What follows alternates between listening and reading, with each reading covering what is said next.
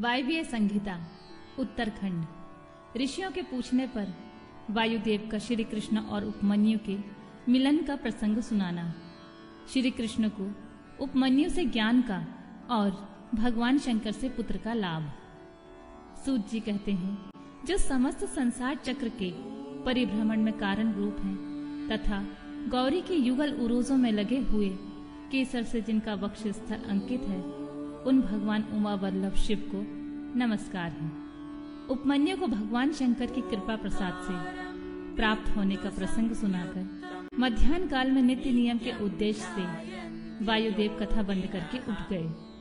तब नैमिषारण्य निवासी अन्य ऋषि भी अब अमुक बात पूछनी है ऐसा निश्चय करके उठे और प्रतिदिन की भांति अपना तात्कालिक नित्य कर्म पूरा करके भगवान वायुदेव को आया देख फिर आकर उनके पास बैठ गए। नियम समाप्त होने पर जब आकाश जन्मा वायुदेव मुनियों की सभा में अपने लिए निश्चित उत्तम आसन पर विराजमान हो गए, सुखपूर्वक बैठ गए, तब वे लोक वंदित पवन देव परमेश्वर की श्री संपन्न विभूति का मन ही मन चिंतन करके इस प्रकार बोले, मैं उन सर्वज्ञ और अपराजित महान देव भगवान शंकर की शरण लेता हूँ, जिनकी विभूति इस समस्त चराचर जगत के रूप में फैली हुई है। उनके शोभ वाणी को सुनकर वे निष्पाप ऋषि भगवान की विभूति का विस्तार पूर्वक वर्णन सुनने के लिए उत्तम वचन बोले। ऋषियों ने कहा, भगवान, आपने महात्मा उपमन्यु का चरित्र सुनाया, जिससे यह ज्ञात हुआ कि उन्होंने केवल दूध के लिए तपस्या करके भी भगवान शिव से सब कुछ पा लिया।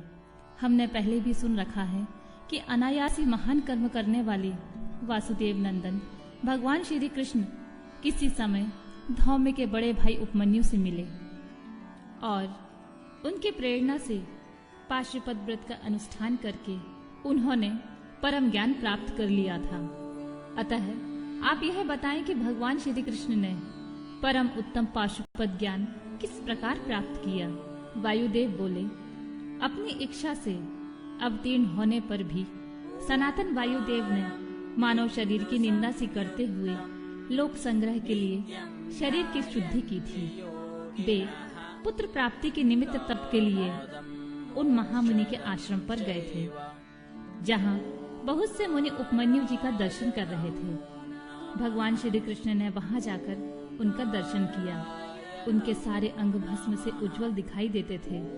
मस्तक त्रिपुंड से अंकित था। रुद्राक्ष की माला ही उनका आभूषण थी। वे जटामंडल से मंडित थे।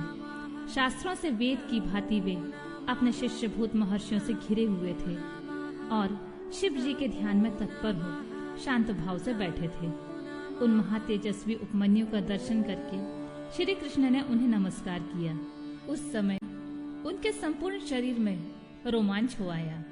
श्री कृष्ण ने बड़े आदर के साथ मुनि की 3 बार परिक्रमा की, फिर अत्यंत प्रसन्नता के साथ मस्तक झुकाकर हाथ जोड़कर उनका स्तवन किया। तदनंतर उपमन्यु ने विधि पूर्वक अग्ररीति भस्म इत्यादि मंत्रों से श्री कृष्ण के शरीर में भस्म लगाकर उनसे 12 महीनों का साक्षात पाशुपत व्रत करवाया।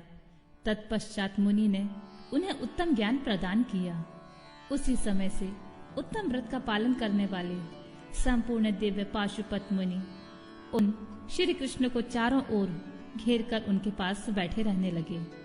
फिर गुरु की आज्ञा से परम शक्तिमान श्री कृष्ण ने पुत्र के लिए साम्य शिव की आराधना का उद्देश्य मन में लेकर तपस्या की। उस तपस्या से संतुष्ट हो 1 वर्ष के पश्चात पार्षदों सहित परम ऐश्वर्यशाली परमेश्वर साम्य शिव ने उन्हें दर्शन दिया।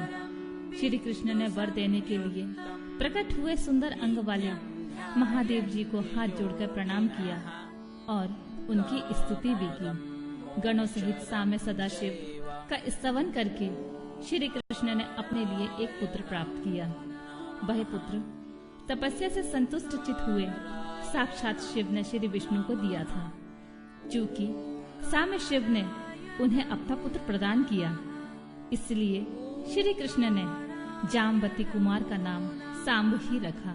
इस प्रकार अमित पराक्रमी श्री कृष्ण को महर्षि उपमन्यु से ज्ञान लाभ और भगवान शंकर से पुत्र लाभ हुआ। इस प्रकार यह प्रसंग मैंने पूरा कह सुनाया।